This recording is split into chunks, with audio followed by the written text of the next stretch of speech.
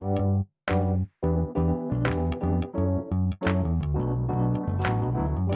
by Riverside.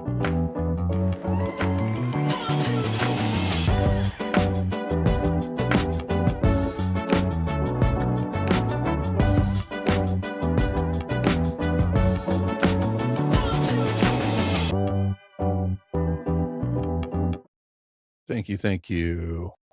Hey, everybody. My name is Jeff, and this is Forged from the Ashes.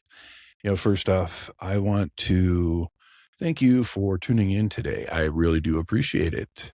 And I hope everybody has had a chance to check out episode 1. I wasn't supposed to make it.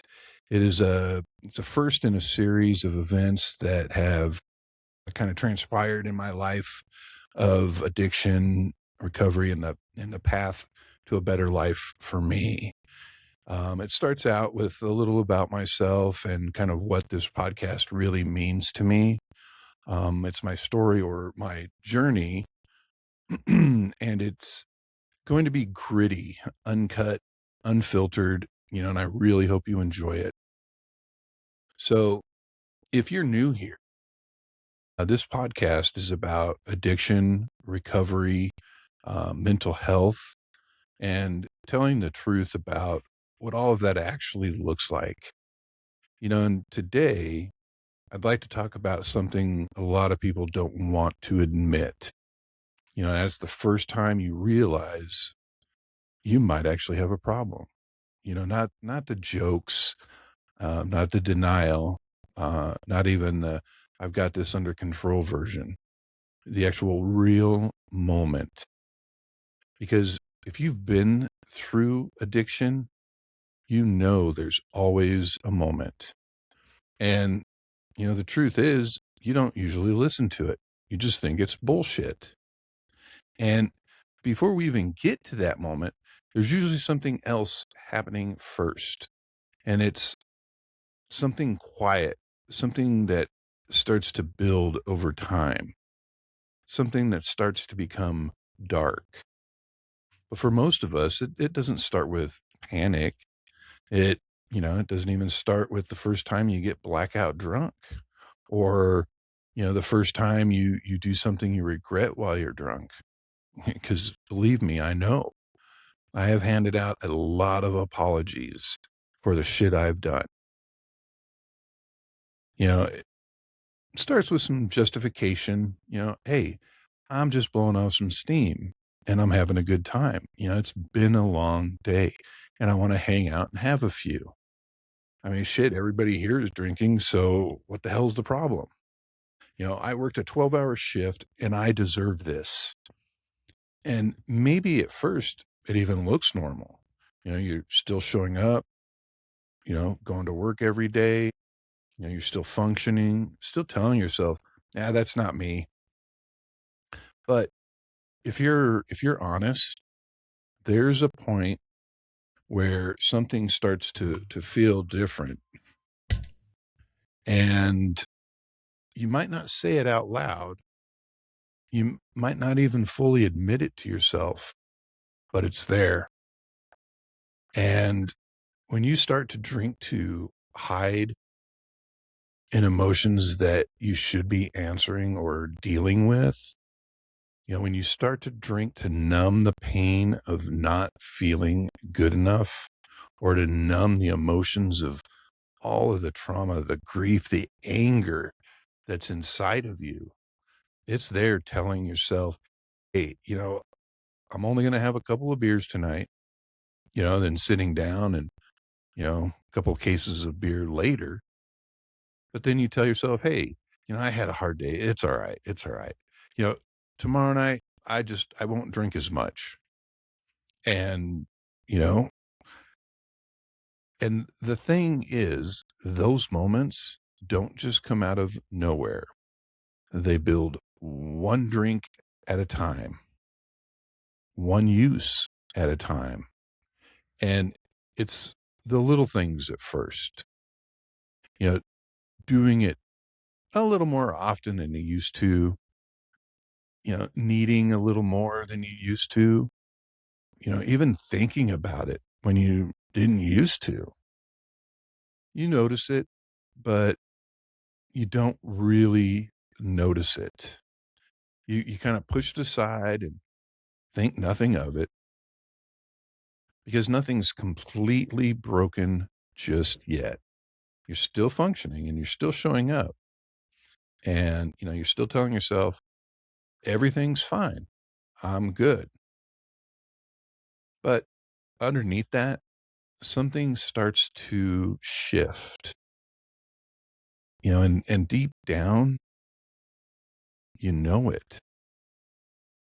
You just don't want to look at it yet. It's like noise or static. It's, and then at some point, you have a moment because there's usually a moment. It's not always dramatic and it's sometimes not even always obvious, but something happens and for a second you see it clearly, like the clouds just moving away enough to see the sun. Maybe it's something you said or something you did, someone you hurt. Maybe it's a line you crossed. And for a split second, you think, that's not who I want to be. And for me, there was a moment, I couldn't ignore. I realized, you know, I realized that I had hurt somebody I love. And the worst part about it was I knew I was going to hurt them. And I did it anyway. The alcoholic in me is a narcissist. And, I needed to numb my pain, my trauma first in my life. It wouldn't allow me to stop and think before I caused pain to someone else. I used to use manipulative behavior, and I always denied, denied, denied, denied. I had this huge sense of grandiosity, but that's kind of when it hit me. Something's wrong. I knew I didn't want to be that guy that hurt somebody I love.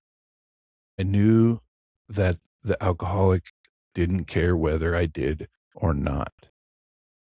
It's funny. My wife would always comment that when I was drinking, I was Dr. Jekyll and Mr. Hyde.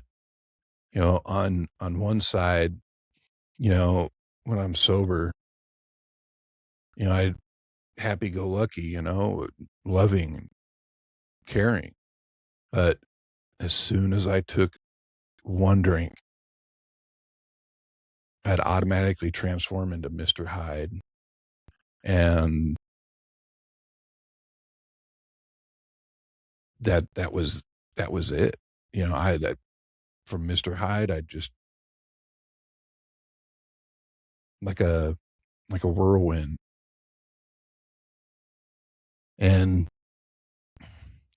I saw that. And once you see that, even for a split second, you can't completely unsee it. And it's like burned an image in your head. You see it and it'll never go away. But here's the part nobody really talks about.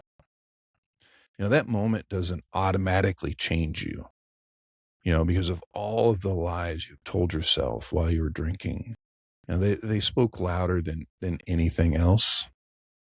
Because even after that moment, I didn't stop. I still told myself, I don't have a problem.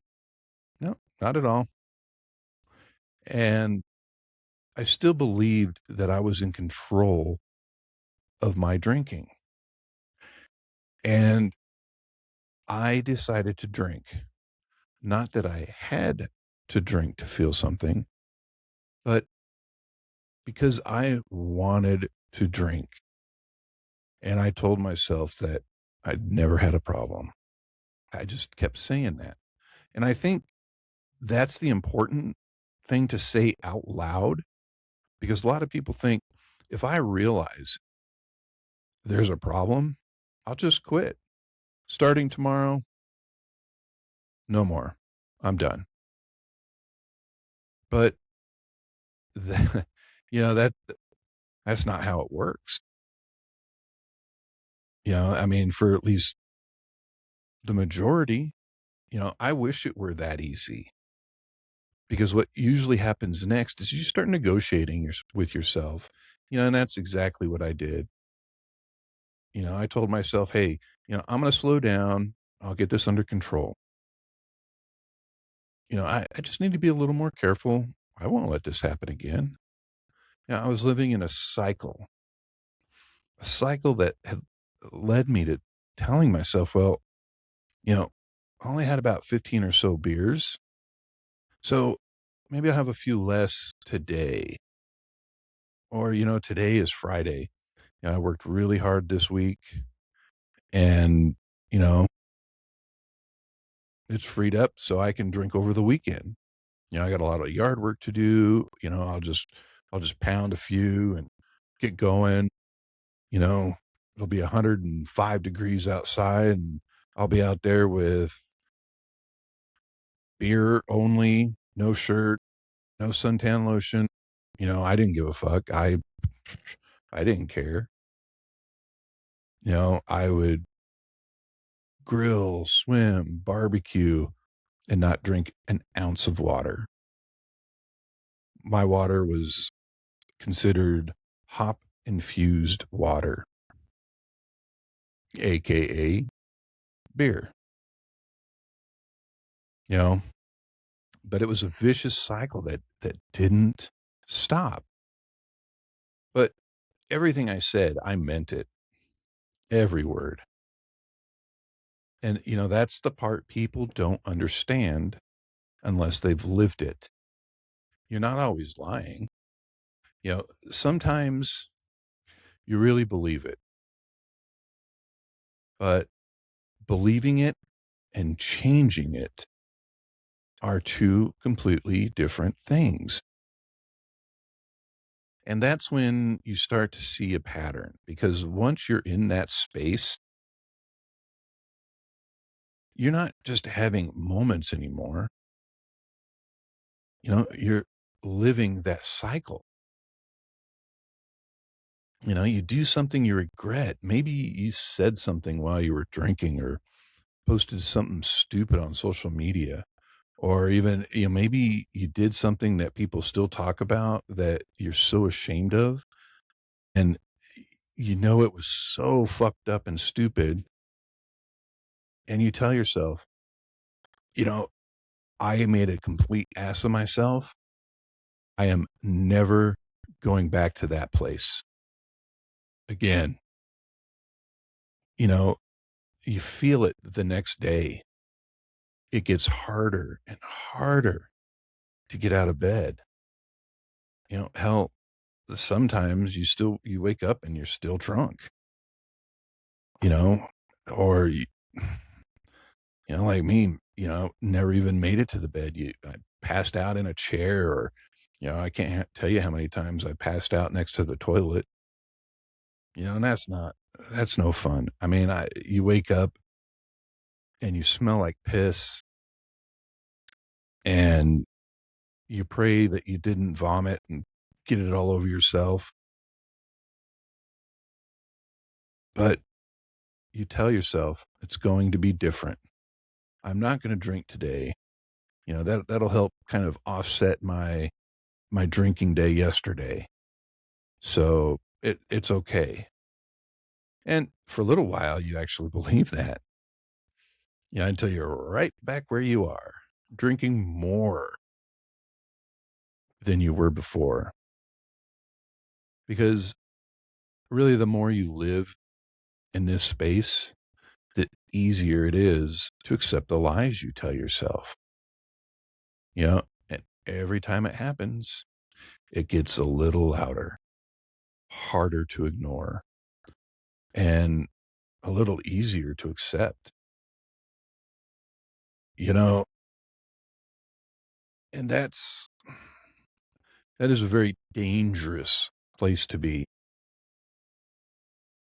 That's where the denial just gets stronger.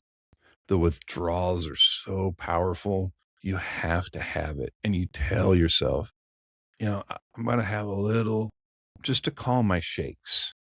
It's all right. And then, you start comparisons. Hey, at least I'm not like that guy standing on the street corner with a sign and a bottle in his hands that reads, "Hey, why lie? I need a beer." You know, I still have my job and I show up every day, and I do participate in some family events. Sure, I have some drinks, but hey, the others are too. It's a party after all. So I'm going to grill and I'm going to drink. They've got a cooler full of beer and people willing to go and get more beer. So why not? And that word, at least, keeps you stuck. It lets you stay just comfortable enough to not change. You know, you start to feel good about yourself because you are showing up. And the truth is, those moments don't go away. They stack and they keep stacking. It's each one is a little louder than the last, until one day you can't ignore it. Not anymore. It becomes this ringing in your head, in your ears. You know, it's so loud, almost blinding. And if you're listening right now and you've had that moment, that thought, that feeling, that quiet little voice that says something's not right, please listen to it. Don't wait until it gets louder. Don't wait until there's more damage, more loss, more pain. It because it's going to get louder. It always does. I know because, shit, I didn't listen to it right away. Every time it came up, I just pushed it down. Just pushed and pushed. I kept telling myself I was fine. I didn't have to worry. I've got time. But really, I was on a collision course with death, falling faster and faster, kind of like a speeding boulder, just rolling down a hill, gaining speed as it goes down. I didn't care who was in my way. I'm taking risks. I'm causing self-harm. You know, I wish I had done things differently. And looking back now, I wish, I really wish I had listened to that very first moment. I wish I had talked to someone. I could have reached out to a friend who's gone through what I'm going through before. You know, this wasn't my first time down this road. I spent a few times in rehab. I had plenty of contacts. You know, I could have called. I wish I'd been honest sooner. You know, I wish I'd been honest with at least my wife and my family. because truly, I mean, they could have helped. I wish I would have talked to them sooner, not before everything fell apart. That just makes things so much tougher and harder. You know, but when I realized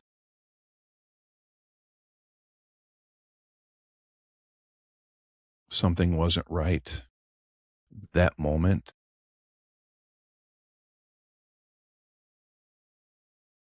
that was a fucking warning sign. It's like a loud air raid siren going off,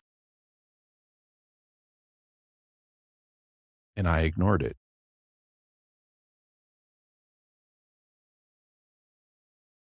I chose drinking over everything and everyone else.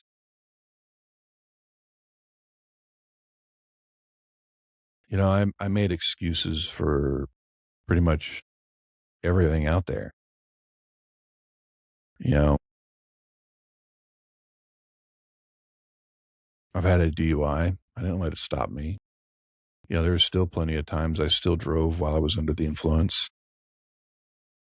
You know, I thank God every day that I didn't hurt anybody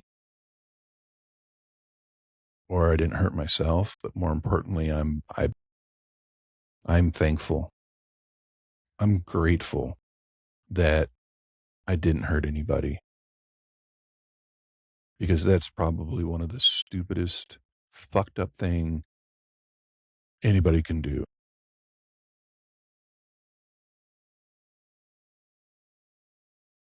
You know, I did stop. I stopped doing that, but all I did was I stopped going out. Or if I went out, I might have one beer and then, drive home and then that's when the drinking would really start. But I also, I stopped going out. I started isolating myself. I started causing a lot of self-harm. I started hurting myself just to see if I could feel the pain. And for a little while, I couldn't feel anything anymore. So, I would just stop for a while, let the wounds heal, turn into scars, and then I'd do it again. It's, I never thought I would be that person.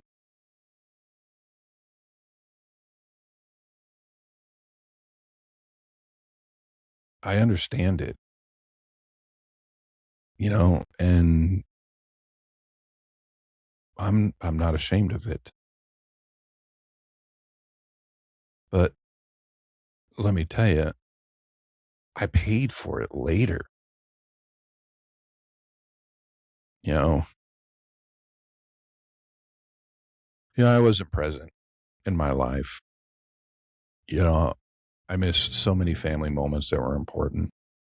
I missed moments that were important to those around me that loved me and needed me.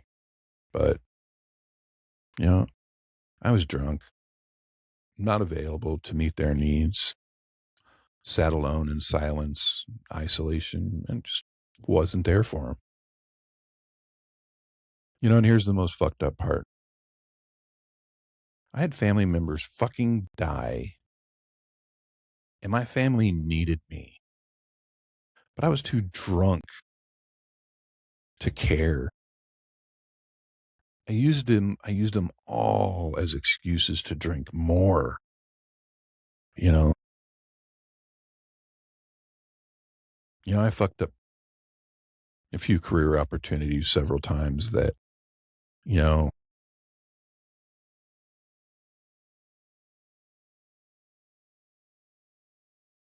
just say I fucked up some career opportunities I'm not happy about it, but I miss myself. I miss the man I know I am. I was loving, I was caring and helpful and hardworking. My dad always used to say, I have a big heart. But I let that huge heart shrivel down to almost nothing. You know, Zero empathy. And I started getting this attitude of, hey, I don't give a fuck. That used to be my saying all the time. Hey, I don't give a fuck. I welcomed death. As I reflect, I truly believed at times I was immortal, like nothing could kill me. I can't tell you how grateful I am that, I didn't go stand in front of a speeding semi and test my theory.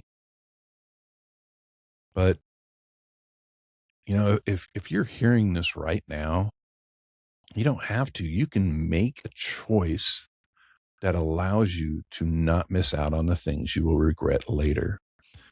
And, trust me when I say you will regret the choices of your using, because there will be moments that you will never get back, ever. I spent the last 25 plus years plus of just constant drinking, drinking harder, drinking more, and missing out. If you've ignored it already, like I did, I get it. You're not weak. You're not broken. You're human. I've had many failed attempts to quit drinking. I get it. I understand. I truly do.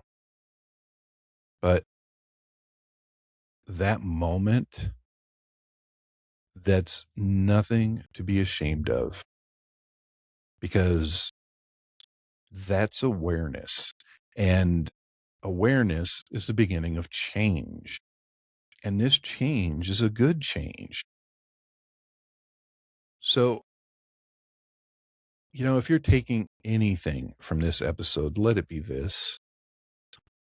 If something inside you is telling you that you might have a problem, please don't ignore it. Talk to somebody, reach out, allow yourself to sit with the realization and feel it, because it is okay to have that moment of clarity. For me, that moment meant it was time to make a change. And for you, it might be the most honest moment you've had in a long time. And, it might be the one that actually saves your life.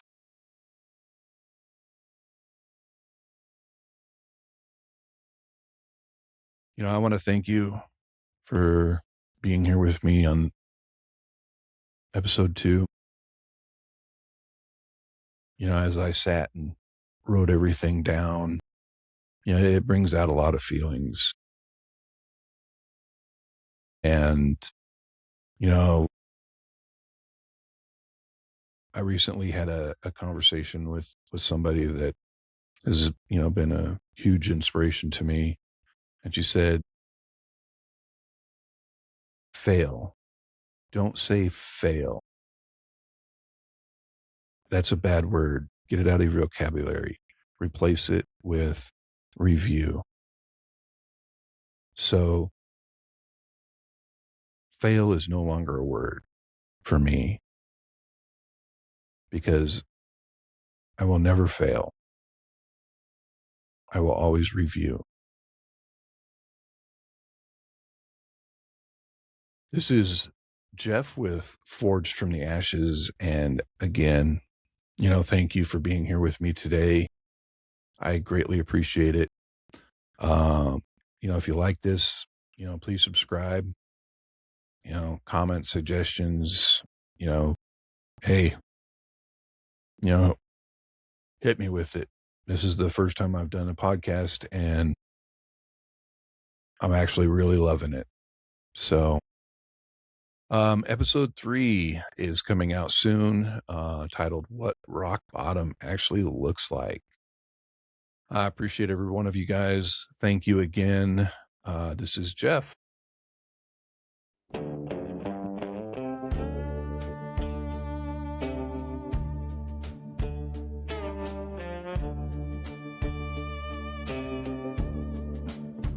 In a quiet